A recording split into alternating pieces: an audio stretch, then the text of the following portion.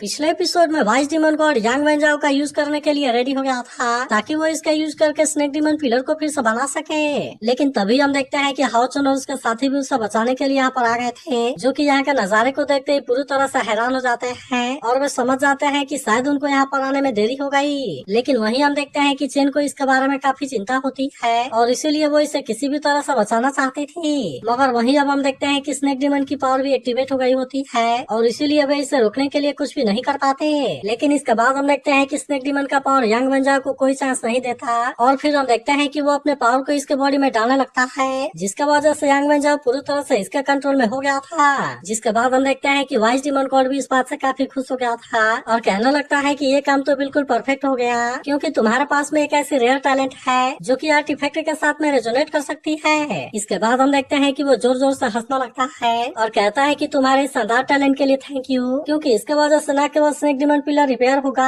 बल्कि इसका मदद से स्नेक ट्रांसफॉर्मेशन भी कंप्लीट हो जाएगा। लेकिन इसके बाद वो कहने लगता है कि स्नेक डीमन पिलर को बनाने के लिए लास्ट स्टेप को शुरू करने का टाइम आ गया, इसीलिए मैं चाहता हूँ कि तुम अब यहाँ से आगे बढ़ो और उसे अपने हाथों से मार दो। फिर वो कहता है कि तुम्हें अपने लव्ड वन के ब्लड से फाइनल ब्लड रिस्टिंग को कंप्लीट करना होगा और फिर ये जैसे ही कंप्लीट हो जाएगा तब उसके बाद एक नए डीमन गॉड का जन्म होगा। वहीं हम देखते हैं कि स्नेक डीमन की पावर यांग वेंजाओ के ऊपर पूरी तरह से हावी हो गई थी, जिसका वजह से वो बिल्कुल भी अपने कंट्रोल में नहीं होता और अब इसीलिए हम देखते हैं कि वो भी इसके लिए रेडी हो गया था। इसके बाद हम देखते हैं कि वो अपने पावर का यूज करके इन पर अटैक करना शुरू कर देता है, लेकिन वहीं हम देखते हैं कि वे भी इतना आसानी से हार मानने वाले नहीं होते और इसीलिए हाओ चुन और बाकी लोग भी अपने पावर का यूज करके इसका सामना करने के लिए रेडी हो गए थे। मगर अभी भी चेन को ऐसा लग रहा था कि ये उसका ही यांग वेंजाओ है और इसीलिए हम देखते हैं कि यांग वेंजाओ अपने पावर का यूज करके इसे अपने पास में खींच लेता है, जिसका वजह से बाकी लोग भी इसे रोकने के लिए कुछ नहीं कर पाते और यांग वेंजाओ ने चेन को अपने पास में खींच लिया था। जिसके बाद हम देखते हैं कि चेन भी थोड़ी सी डरी होती है और इसीलिए वो इससे कहती है कि यांग वेंजाओ क्या है तुम हो, मगर वहीं हम देखते हैं कि ये तो बिल्कुल भी यांग वेंजाओ नहीं होता। इसीलिए हम देखते हैं कि उसे चेन के बारे में कोई चिंता नहीं होती और अब इसीलिए वो इसे मारने के लिए रेडी हो गया था। जिसके बाद हम देखते हैं कि चेन भी इसके बारे में सोचकर काफी उदास हो गई थी और इसीलिए उसके आंखों से आंसू आने लगते हैं। मगर वहीं हम देखते हैं कि यांग वेंजाओ को तो इसके बारे में कोई भी चिंता नहीं होती और इसीलिए वो इसे मारने के लिए रेडी हो गया था। लेकिन तभी हम देखते हैं कि हाओ चुन ने इस पर अटैक करके इसे रोक दिया था, जबकि वही उधर हम देखते हैं कि सायर ने भी चेन को बचा लिया था। वहीं बाकी लोग भी चेन से पूछते हैं कि क्या तुम ठीक हो, लेकिन वहीं हाओ चुन समझ गया था कि स्नेक डीमन की पावर ने पूरी तरह से इसके ऊपर कंट्रोल कर लिया है, इसीलिए हम देखते हैं कि यांग वेंजाओ ने फिर से अपने पावर को एक्टिवेट कर लिया था और अब इस तरह से हम देखते हैं कि वो फिर से इन पर अटैक करने के लिए रेडी हो जाता है। मगर फिर भी हम देखते हैं कि हाओ चुन इतना आसानी से हार मानने वाला नहीं होता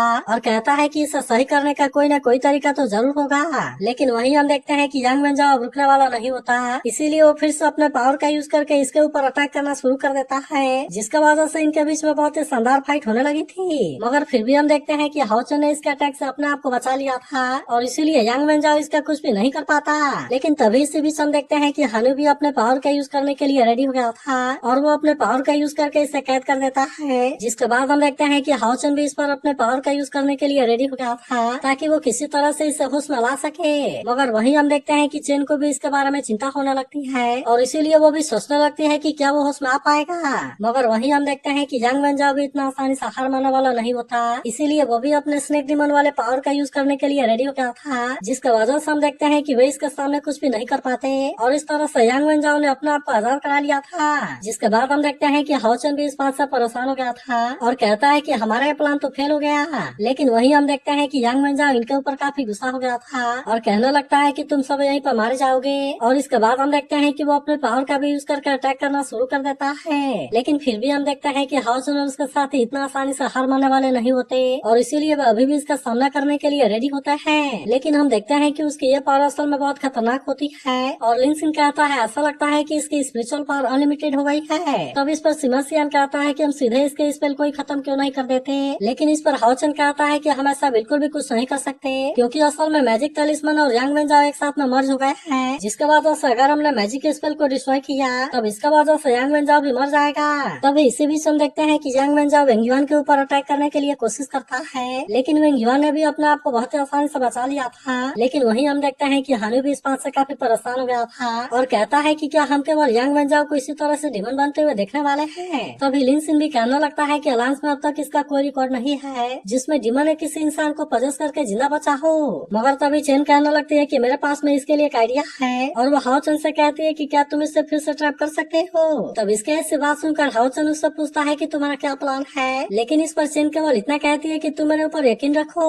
जिसके बाद हम देखते हैं कि हाओ चन और उसके साथी इसके लिए रेडी हो गए थे और इसीलिए वे एक साथ में इसके ऊपर अटैक करने के लिए जाने लगते हैं। वहीं चेन कहने लगती है कि सोल सेन के पास में एक फॉरबिडन सीक्रेट टेक्निक है जो कि मुझे अकेले सोल के दुनिया में एंटर करने देगा, इसीलिए मुझे ऐसा लगता है कि ये तरीका यूज करना चाहिए और हो सकता है कि इस तरह से मैं यांग वेंजाओ को ला सकूं। अब इसीलिए हम देखते हैं कि चेन इसके लिए पूरी तरह से रेडी हो गई थी और कहने लगती है कि मैं ऐसा बिल्कुल भी नहीं होने दे सकती और मैं प्रॉमिस करती हूँ कि मैं उससे बचकर नहीं जाने दूंगी। अब इसीलिए हम देखते हैं कि उसे इसके बारे में कोई डर नहीं होता और कहती है कि चाहे कितना भी खतरनाक क्यों ना हो, लेकिन मैं यांग वेंजाओ को वापस लेकर जरूर आऊंगी। तभी इसी बीच हम देखते हैं कि हाओ चन और सार ने एक साथ में यांग वेंजाओ के ऊपर अटैक कर दिया था, जिसके वजह से यांग वेंजाओ इनके सामने कुछ भी नहीं कर पाता और अब इस तरह से हम देखते हैं कि वे इसके ऊपर भारी पड़ने लगते हैं। तभी अचानक से हम देखते हैं कि हाओ चन यांग वेंजाओ के ऊपर अटैक करने के लिए चला गया था, लेकिन तभी इसी वक्त हम देखते हैं कि हाओ चन भी अपने सोल चेन वाले पावर का यूज कर देता है, जिसका वजह से यांग वेंजाओ इसके सामने कुछ भी नहीं कर पाता और अब इस तरह से हम देखते हैं कि वो इसमें बहुत बुरे तरीके से फंस गया था। फिर हाओ चन चेन से कहता है कि अब तुम्हें जो भी करना है कर सकती हो, क्योंकि जब तक तुम वापस नहीं आ जाती हम इसे प्रोटेक्ट करने के लिए यहीं पर है। जिसके बाद हम देखते हैं कि चेन भी इसकी बात मानने के लिए रेडी हो गई थी और वो यांग वेंजाओ के ऊपर अपने पावर का यूज करना शुरू कर देती है। जिसके बाद हम देखते हैं कि उसने सोल सेन के पावर को एक्टिवेट कर लिया था और अब इसका यूज करके वो इसके सोल के अंदर जाने के लिए रेडी हो जाती है। लेकिन फिर हमें पता चलता है कि ये चीज इतनी भी आसान नहीं है, क्योंकि ये डोर पूरे लाइफ में केवल एक ही बार ओपन होता है, जिसके अंदर फ्रेंड्स और फैमिली से रिलेटेड मोस्ट इम्पोर्टेंट मेमोरी छुपे होते हैं। तभी इसी बीच हम देखते हैं कि यांग वेंजाओ इसे रोकने के लिए कोशिश करता है, लेकिन वो ऐसा कुछ भी नहीं कर पाता।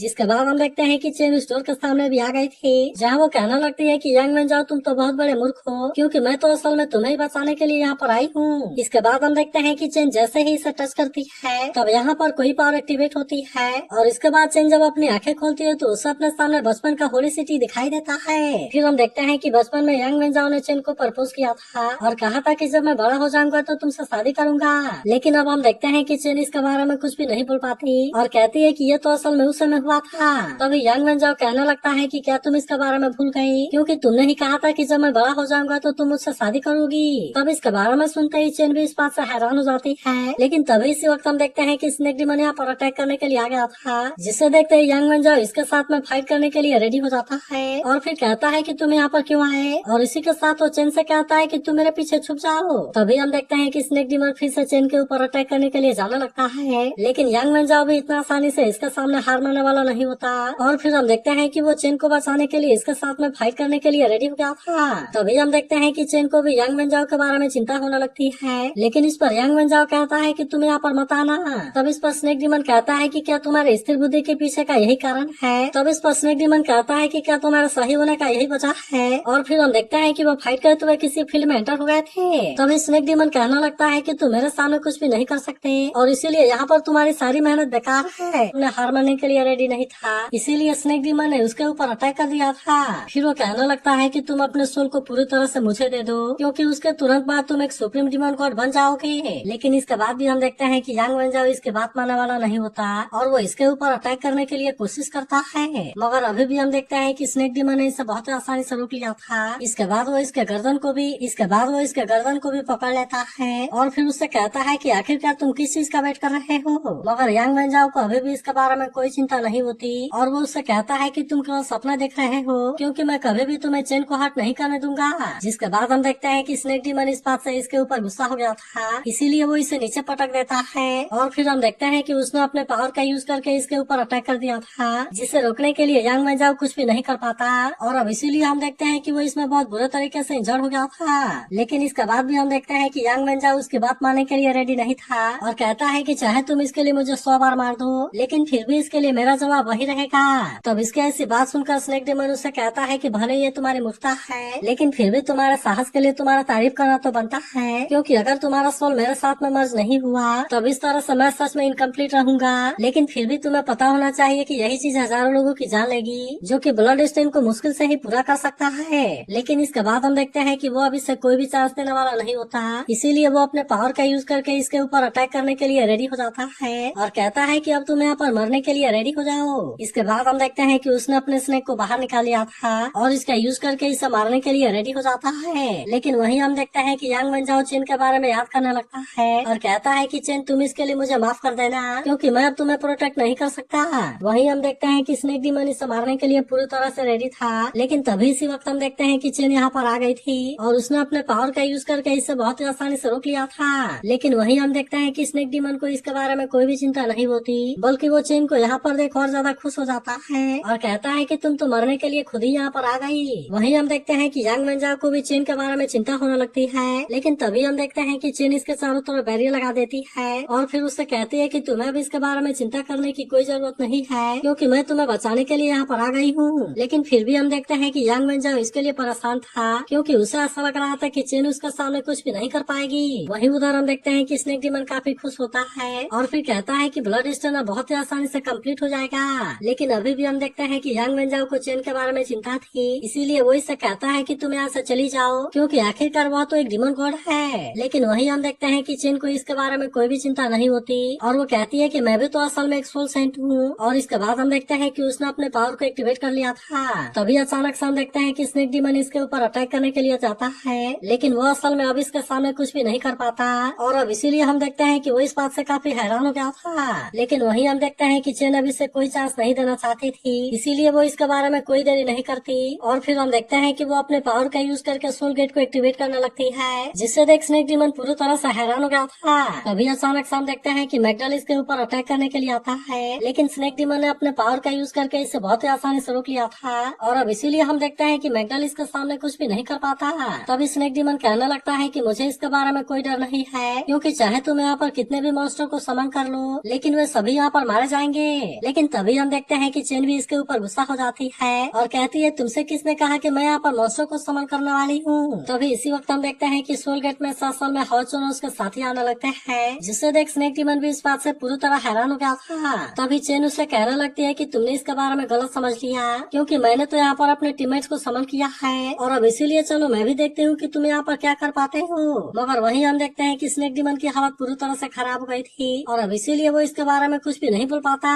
लेकिन वहीं हम देखते हैं कि हाउचन अब इसमें कोई देरी नहीं करता और कहता है कि अब तुम जिस तरह से चाहो इसके ऊपर अटैक कर सकते हो, क्योंकि अब यांग वेंजाओ से अलग है, जिसके वजह से हम इसे यहाँ पर बहुत ही आसानी से मिटा सकते हैं। तभी हम देखते हैं कि सायर इसके ऊपर अटैक करने के लिए आती है और इसीलिए स्नेक डीमन अपने आप को बचाने के लिए कोशिश करता है। लेकिन तभी हम देखते हैं कि लिनसिन और सीमासिया ने भी अटैक करना शुरू कर दिया था और इसीलिए वो यहाँ पर इसके सामने कुछ भी नहीं कर पाता। तभी इसी बीच हम देखते हैं कि वेंग युआन भी इसके ऊपर अटैक करने के लिए रेडी हो गई थी और इसीलिए वो भी अपने जाइंट सिल्क का यूज करके इसके ऊपर अटैक कर देती है। लेकिन तभी इसी वक्त हम देखते हैं कि सभी एक साथ में इसके ऊपर अटैक करने के लिए आ गए थे, जिसके वजह से स्नेक डीमन इनके सामने कुछ भी नहीं कर पाता और अब इस तरह से वे इसे मारने में कामयाब हो जाते हैं। जबकि वही हम देखते हैं कि चेन ने अपने पावर का यूज करके यांग वेंजाओ को बचा लिया था और फिर वो वहीं पर बेहोश हो जाता है। तभी कुछ देर के बाद हम देखते हैं कि यांग वेंजाओ अपनी आंखें खोलता है, जहाँ पर कि चेन उसके सामने थी। लेकिन अभी भी हम देखते हैं कि उसे चेन के बारे में ही चिंता होती है और इसीलिए वो उससे पूछता है कि तुम्हें कुछ हुआ तो नहीं। तब इस पर चेन कहती है कि तुम इसके बारे में कोई चिंता ना करो, क्योंकि मैं पूरी तरह से सही हूँ। लेकिन तभी हम देखते हैं कि यांग वेंजाओ चेन से सॉरी कहता है और फिर उसे अपनी जान बचाने के लिए थैंक यू भी कहता है। मगर वहीं हम देखते हैं कि चेन इस पर कुछ भी नहीं बोलती और फिर उससे पूछते हैं कि क्या तुम्हें उस एग्रीमेंट के बारे में याद है। जिसके बाद हम देखते हैं कि बचपन में जब यांग वेंजाओ स्नेक के साथ में फाइट कर रहा था, तब वहाँ पर चेन ने भी उसे बचाने की कोशिश की थी। लेकिन फिर हम देखते हैं कि यांग वेंजाओ ने स्नेक को मार दिया था और फिर वो चेन से पूछने लगता है कि तुम्हें कुछ हुआ तो नहीं। तब इस पर चेन उससे कहती है कि मैं पूरी तरह से ठीक हूँ और फिर इसकी जान बचाने के लिए वो इसे थैंक यू कहती है। लेकिन तब यांग वेंजाओ देखता है कि वो थोड़ी सी इंजर्ड हो गई है, इसीलिए हम देखते हैं कि वो इस पर गुस्सा हो गया था और कहता है कि मैंने तो तुम्हें यहाँ पर आने से मना किया था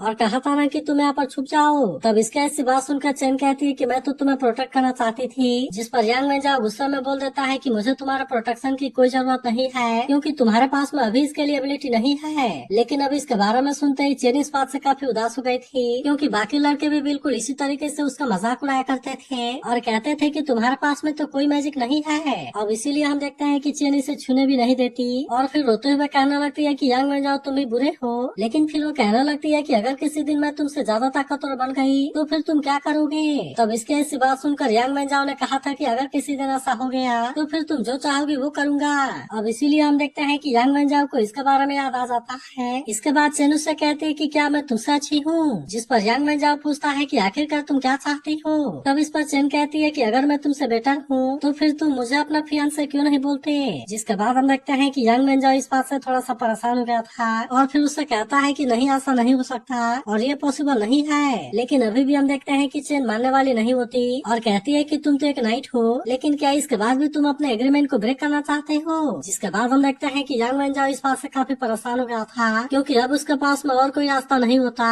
और इसीलिए हम देखते हैं कि उसे इसकी बात माननी पड़ती है। जिसके बाद हम देखते हैं कि चेन भी इस बात से काफी खुश हो गए थे और फिर हम देखते हैं कि वो इसका वेलकम करती है। लेकिन तभी हम देखते हैं कि यांग मेंजाओ अपने पास से कोई लॉकेट निकालता है और फिर चेन से कहता है कि ये तुम्हारे लिए है। जिसके बाद हम देखते हैं कि चेन भी इस बात से शर्मा गई थी और फिर वो पीछे मुड़कर खड़ी हो जाती है। जिसके बाद हम देखते हैं कि यांग मेंजाओ भी इसमें कोई देरी नहीं करता और फिर वो लॉकेट को अपने हाथों से पहना देता है। जिसके बाद हम देखते हैं कि चेन भी इस बात से काफी खुश हो गई थी, इसीलिए हम देखते हैं कि वो अपने आप को नहीं रोक पाती और फिर वो इसे अपने गले से लगा लेती है। लेकिन फिर अगले सीन में हम देखते हैं कि वे दोनों असल में बेहोश पड़े हुए थे। जिसके बाद हाओचन कहता है कि इसके बारे में चिंता करने की कोई जरूरत नहीं है क्योंकि ये दोनों टेम्परेरी रूप से कोमा में है और इसीलिए ये कोई बहुत बड़ी प्रॉब्लम नहीं है। लेकिन तभी इसी वक्त हम देखते हैं कि वाइस डिमन गॉड भी यहाँ पर आ गया था जो कि इन पर अपने प्रेशर का यूज कर देता है और हम देखते हैं कि इनमें से कोई भी इसके सामने कुछ नहीं कर पाता। फिर वो कहता है कि वेस्ट तो वेस्ट होता है और अब इसीलिए मैं इसे खुद करूंगा। तो क्या आपको लगता है कि वे यहाँ से बचकर निकल पाएंगे?